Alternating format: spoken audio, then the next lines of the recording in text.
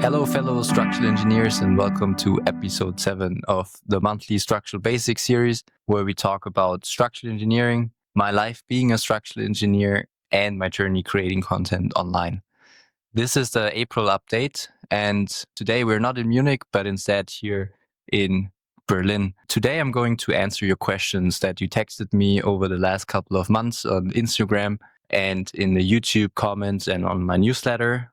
And we also talk about loads that you need to include in your structural design of a balcony. And then finally, in the end, I'll share some stats about structural basics. Let's get into it. As I said in the introduction, today I'm answering some of your questions that you had below YouTube videos and on Instagram and on the newsletter. So let's get started with the first one. Hey, thank you for the videos. I'm happy that you upload videos regularly. I have some questions. It would be great if you answer through your videos if it is possible. First one, how does your working day look like? How many hours do you work? What kind of software do you use for the job? So actually I made a very detailed video about that, how my working day looks like, what I do in the morning, what I do in the evening, and what I do at work. You can check that out. Link will be in the description below. But very quickly, how does my working day look like? Yeah, I usually start at 8 a.m., get a coffee, and then I kind of decide on a daily basis which project I'm working on, because I have usually 4 to 6 different projects at the same time. And I always have to evaluate which one needs my priority. Sometimes I also work on 3 different projects a day. And yeah, all of those projects are within building design. They involve all main materials: reinforced concrete, steel, timber. So yeah, that's quite diverse and exciting for me. How many hours do I work? Yeah, it also depends when we have deliverables. It's usually more than 40. It's between 40 and 45 hours. And then yeah, on structural basics, I usually also work another 10 to 20 hours a week. And software, I also just published a newsletter a couple of weeks ago. You can also check the description below for a link to that article. And if you haven't subscribed, subscribe to the newsletter. I'll publish one structural engineering related article a week there. But yeah, I use, for finite element modeling, I use Sophistic. As a structural design software program, I use M-based Static, which is like a German structural engineering software package. For steel and timber 3D modeling, or like structural design of 3D timber and steel structures, I use RStab from Bluebell. I use Bluebeam for sketches and yeah, descriptions and markups and yeah, sketches that I send further to our drafters. Okay, let's continue with the second question. Why did you decide to study architectural engineering after civil engineering, just from your point of view? So basically the reason for that was that after my bachelor's, I was working as a BIM modeler for a year full time. And I really got into coding and Python and parametric design with Dynamo, and I was modeling bridges in Revit at the time, and I used Dynamo to kind of automate a lot of workflows. And then I saw this, so at DTU where I did my master's, you could study civil engineering or architectural engineering, but you were very free in picking the courses that you wanted. And I thought it's a bit more interesting in terms of coding courses in architectural engineering. After the first semester, I realized that I'm actually a lot more into structural engineering than coding. So I kind of took all of the civil engineering courses.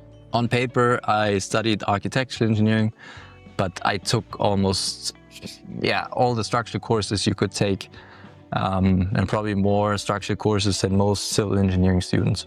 All right, next question. Please make a video on what does the word analysis mean in structural analysis with graphics. Okay. Maybe I can do a video about that in the future, but I can quickly just say what the word analysis means to me. Analysis, means a lot. Like, you can use analysis for structural design. You analyze a structure. You can use it for analyzing a building. Like, okay, is this building actually a reinforced concrete building? Is it a timber building? And what material is it? Analyzing also means the statics, analyze the internal forces. So in structural analysis and structural design, the word analysis can mean anything. So I think you should always use analysis with another word to point out what you actually mean. Do you mean the structural design? Do you mean calculating internal forces? Do you mean like the statics of structural engineering? Or do you just mean analyzing a existing building or just a structure? Yeah, what's the static system of a structure? Okay, next question. What language are you using in the office? How do you do site control? Is language a barrier? So in the office, we mainly use German, but I do have 1 or 2 colleagues where we sometimes speak in English. In the office itself, when we get information from HR or from the marketing team or whatever, that's usually in German, but then also in English, because we have offices also in Latvia and in Croatia. How do I do site control? Yeah, good question. It depends what you are checking. Are you checking foundations? Are you checking reinforced concrete structures? Recently, I did a few inspections on steel structures. But let's say the typical site control is for reinforced concrete structures. And then I just measure the diameter of the rebars, the distance, the spacing between the spacing of the reinforcement, with the meter stick. And then also what you should check is always the effective height of the reinforcement by measuring basically from the bottom to the top reinforcement. Is language a barrier? Yes and no. I think if you're willing to learn the local language, because the problem in our sector is always that we work mostly for municipalities or clients that speak the local language, and they want documentation in that local language. When you're trying and when you're learning the local language, it's always fine to start with English. One of our main tasks at work is documentation. So we spend hours and hours a week on documentation, where we have to document mostly in the local language. Yeah, language is a barrier in terms of documentation, but in terms of communicating with colleagues, it's no barrier. Okay, next question. The software that you mentioned, is it able to give detailed solutions? I mean, each equation solved and written line by line. If such tools give only the answer and some graphs, they are not big help, especially for students. Thank you for your time and Happy New Year. This comment was already written 4 to 5 months ago. But yeah, I totally get your point. It's super important that we actually can check if the result of a software program is correct.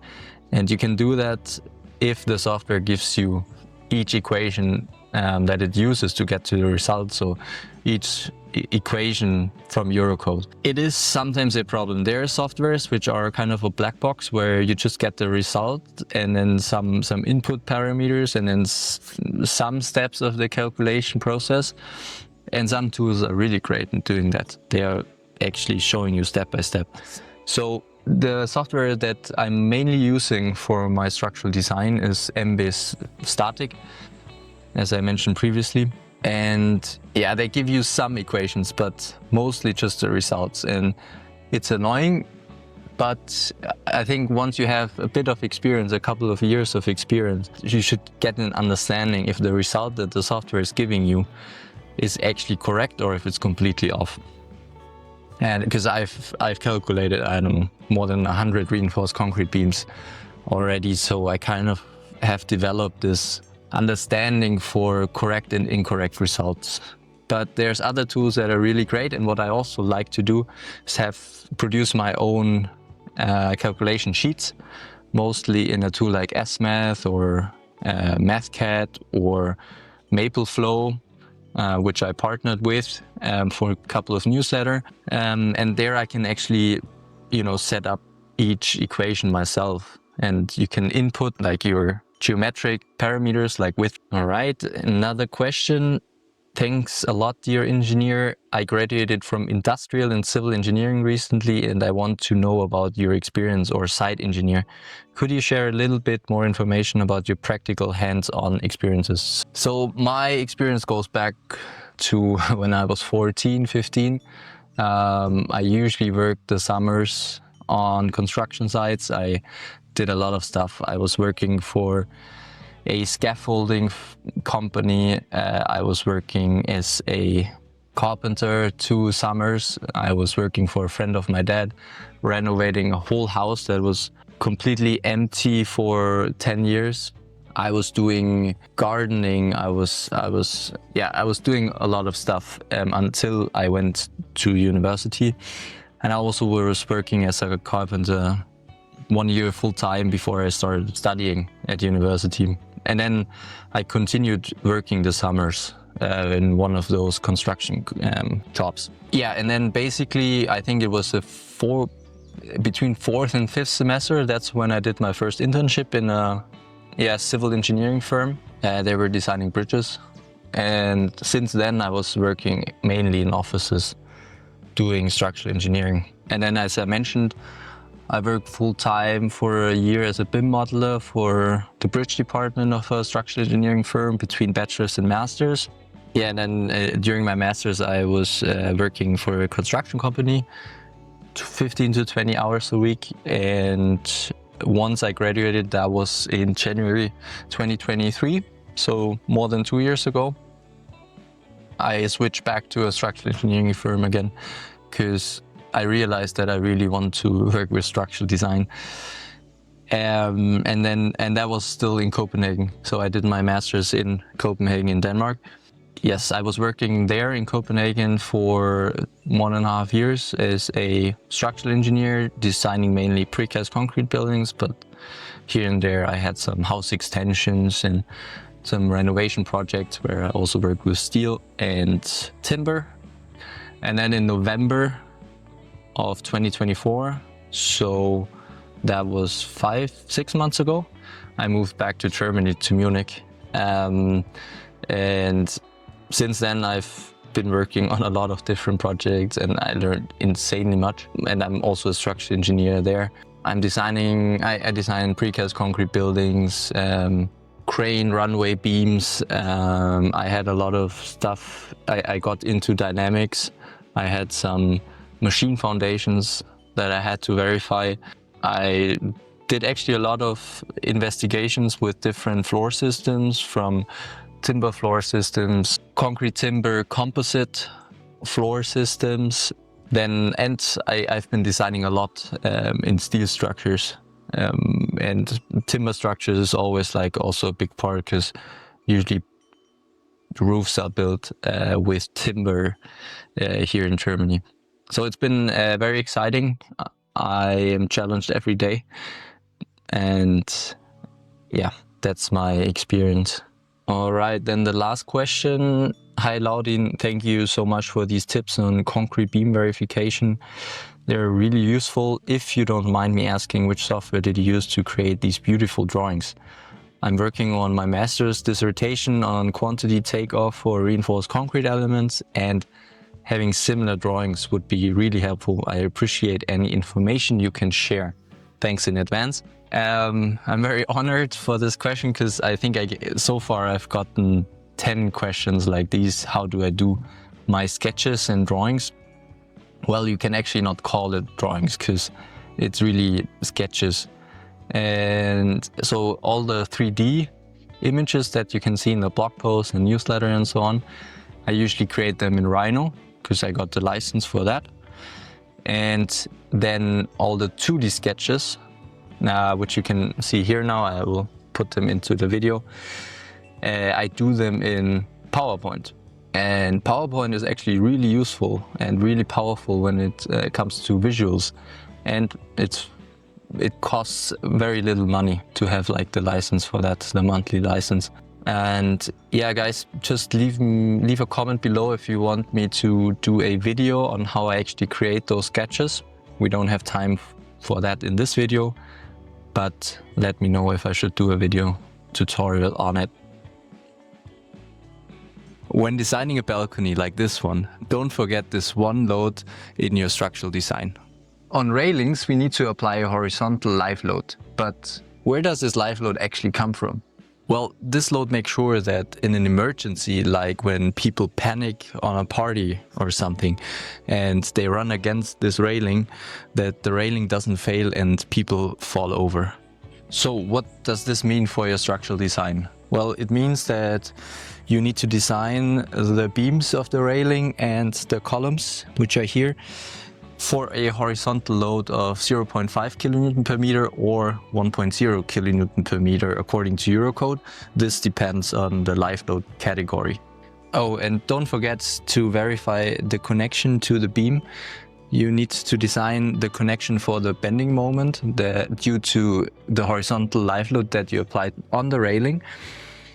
And you also need to verify, usually you can't see it here, but below the panels there's a horizontal beam in this direction. And due to this bending moment you get from the column, you get torsion in that beam. And don't forget to verify torsion for that beam. All right, update on structural basics. As of today, April 19th, we are 12,318 structural engineers subscribed to the Structural Basics newsletter. We had about 37,000 people visit our homepage, structuralbasics.com, in the last 30 days. And on YouTube, we have grown by 164 people in the last 28 days. So we are now 3,443 people subscribed there. Everything is up, which is always great. On the newsletter, we have published 4 articles. The topics were the 12 software programs I use as a structural engineer, design and verification of pile caps, design of precast concrete shear walls, and design of reinforced concrete walls. I'll leave links in the description below if you want to check those articles out. That was it for April. I hope you got value. I hope you return. And I see you in the next one in May. Peace.